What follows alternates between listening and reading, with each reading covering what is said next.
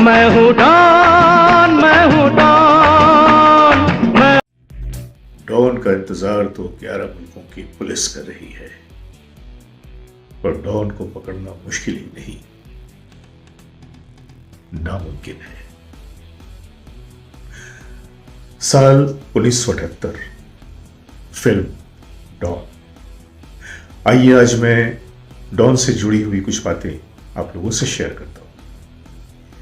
हमारी Bombay film industry में एक सिनेमेटोग्राफर थे, नरीमन ईरानी जी, जो कि फिल्म के प्रोड्यूसर भी थे। उन्होंने कोई फिल्म बनाई थी जो कि बुरी तरह से फ्लॉप हुई थी और उन्हें लाखों का नुकसान हो गया था, और फिल्म के फ्लॉप होने की वजह से वो बहुत बड़े कर्ज में डूब चुके थे। अपने कर्ज की अदायगी को लेकर वो बहुत परेशान थे। तो उसी ज़माने में उनके कुछ करीबी दोस्तों ने, जिन्होंने पहले भी उनकी फिल्म में, उनकी सिनेमेटोग्राफी में काम किया था, जैसे कि अमिताभ बच्चन जी, प्राण साहब, जीनत अमान, इन लोगों ने मिलकर यह फैसला किया कि क्यों ना हम एक ऐसी फिल्म बनाने के लिए नरीमन जी से कहें कि जिसके लिए हम कोई मुआवजा नहीं लें। ये एक तरह से एक दोस्त की मदद होगी और उस फिल्म की कामयाबी से जो भी पैसे आएंगे उससे नरीमन ईरानी जी का कर्ज टूट जाएगा। उन्होंने ये बात जब नरीमन जी से कहा कि आप एक फिल्म प्रोड्यूस करें और हम सब उसमें विदाउट कंपेंसेशन काम करने के लिए तैयार हैं, फिल्म की रिलीज के बाद जो भी उससे पैसे आएंगे आप उन पैसों से अपने कर्ज की अदायगी कर दें।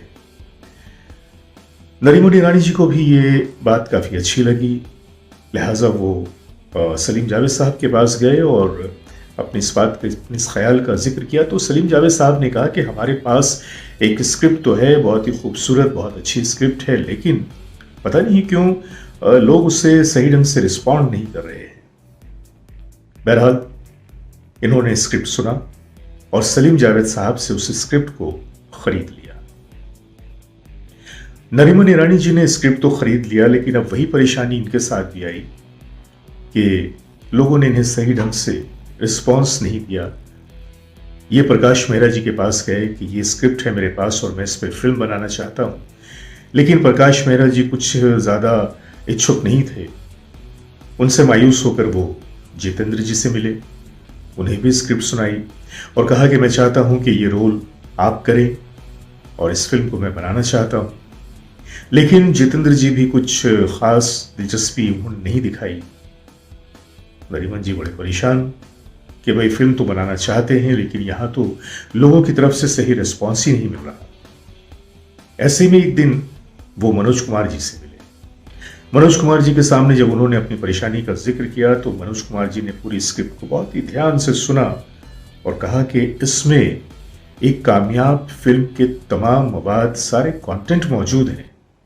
हाँ, ये ज़रूर है कि ये जो हीरो का कैरेक्टर है, चूंकि ये डबल कैरेक्टर है, लिहाजा दोनों कैरेक्टर के दरमियान इतना फ़र्क होना चाहिए कि देखने वाले उस फ़र्क को बहुत ही आसानी से महसूस करें और देखने वाले उस कैरेक्टर पे फिदा हो जाएं। अब ये जो तुम्हारा कैरेक्टर है ये पान खाता है, तो इसके पान खाने के अंदाज को ज़्यादा प्रमोट किया जाए। फिल्म में कुछ इस हिसाब के गाने रखे जाएं कि जिसमें पान का इस्तेमाल हो। तो उनके दिमाग में आई बात कि एक ज़माने में देवानंद साहब ने एक फिल्म बनाई थी बनारसी बाबू के नाम से, और उसमें एक गीत रिकॉर्ड तो हुआ था, लेकिन वो गाना फिल्म में शामिल नहीं किया गया था। और आप जानते हैं कि वो कौन सा गाना था? खाए के पान बनारस वाला। और उस गाने को इस फिल्म में इस्तेमाल करने का फैसला किया गया। अमिताभ साहब तो स्टार कास्ट में ऑलरेडी थे ही थे, प्राण जी थे, जीनत जी थी। मजे की बात यह कि इस स्क्रिप्ट में आपने देखा होगा कि फिल्म में प्राण साहब एक स्टिक के सहारे चलते हैं, थोड़े लंगड़ाते हुए। मजे की बात यह कि इस स्क्रिप्ट के हिसाब से प्राण जी का कैरेक्टर लंगड़ाने का नहीं था, लेकिन उसी ज़माने में क्या हुआ कि जब शूटिंग शुरू हुई तो प्राण साहब के पैरों में चोट लग गई और उन्हें मजबूरन कई महीनों तक स्टिक लेकर चलना पड़ा। फिल्म शुरू हुई और फिल्म आहिस्ता आहिस्ता, चूंकि फाइनेंस की कमी थी तो रिंग रही थी, और इस तरह से डॉन को बनने में 4 साल लग गए और डॉन के बनने पे लागत आई 70 लाख रुपए की।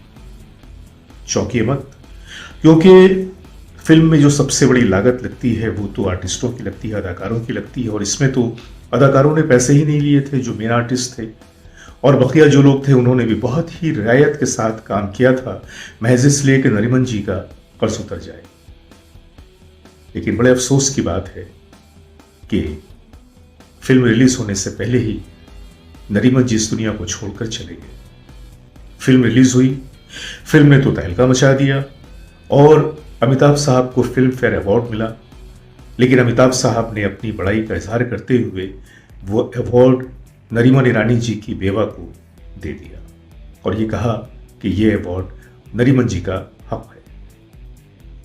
अब आइए मैं आपको बताऊं कि ये जो कैरेक्टर था अमिताभ बच्चन का, कि जो हर वक्त पान चबाता रहता है, इस रोल को अदा करने के लिए, बल्कि यूं कह लीजिए कि इस रोल में परफेक्शन पैदा करने के लिए अमित जी ने दिन भर में 35 से 40 पान खाने शुरू कर दिए, ताकि उनके पान चबाने के अंदाज में और उनके पान थूकने के अंदाज में वो परफेक्शन पैदा हो, जो कि एक बहुत ही कहना चाहिए कि नशेड़ी जो होता है पान का, जो पान के बिना रह नहीं सकता, वो रंग उनके उस कैरेक्टर में आ सके।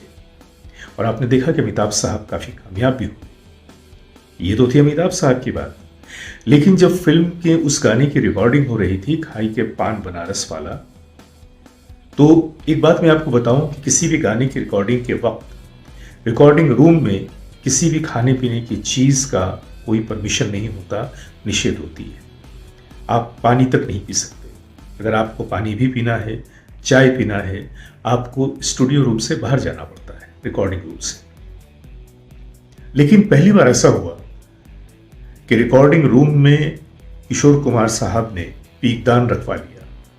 वो पान चबाते जाते और रिकॉर्डिंग के रिहर्सल भी करते जाते, और फिर फाइनल टेक उसी तरह से हुआ कि वो पान चबाते चबाते उसी अंदाज में उस गाने को उन्होंने रिकॉर्ड किया। ये थी छोटी छोटी बातें। अब ये सवाल पैदा होता है कि ये पान का कैरेक्टर कहाँ से आया दिमाग में। तो मैं आपको बताऊं कि ये जो कैरेक्टर था ये पिक किया गया था, संजीव कुमार साहब की एक फिल्म आई थी नया दिन नई रात। उसमें संजीव कुमार साहब ने 9 किरदार अदा किए थे, और उन 9 किरदार में से एक किरदार ऐसा था कि जो पान चबाता रहता था, और कहीं ना कहीं इन लोगों के दिमाग में वो बात थी, लिहाजा उस कैरेक्टर को वहां से पिक किया गया। डॉन में संगीत दिया था कल्याण जी आनंद जी ने, और देवानंद साहब की फिल्म बनारसी बाबू में भी कल्याण जी आनंद जी का ही संगीत था, इसीलिए उसमें इस्तेमाल नहीं किए जाने वाले गाने को डॉन में इस्तेमाल किया गया। और इस्तेमाल जब हुआ तो ये गाना अपने दौर का सुपरहिट गाना करार पाया, कि जो आज तक वैसे ही तरोताज़ा है। फिल्म के तमाम गाने बड़े खूबसूरत, चाहे वो खाई के पान बनारस वाला हो, या ई है बम्बई नगरिया तू देख बबुआ, या फिर ये मेरा दिल यार का दीवाना। अपने दौर की खूबसूरत फिल्म और कामयाब फिल्म, जो आज तक लोगों के दिलो दिमाग में वैसे ही ताज़ा है। और अगर हम अमिताभ बच्चन की 5 बहुत ही सुपरहिट फिल्मों की बात करें तो इसमें डॉन का जिक्र ज़रूर आएगा, डॉन का नाम ज़रूर आएगा। एक ऐसी फिल्म जिसने अमिताभ बच्चन को एक और नई बुलंदी अता किया। आज के लिए बस इतना ही, मिलते हैं फिर किसी अगली कहानी के साथ। तो आज अपने दोस्त जावेद नसीम को इजाज़त दीजिए। शुभ रात्रि, खुदा हाफिज़।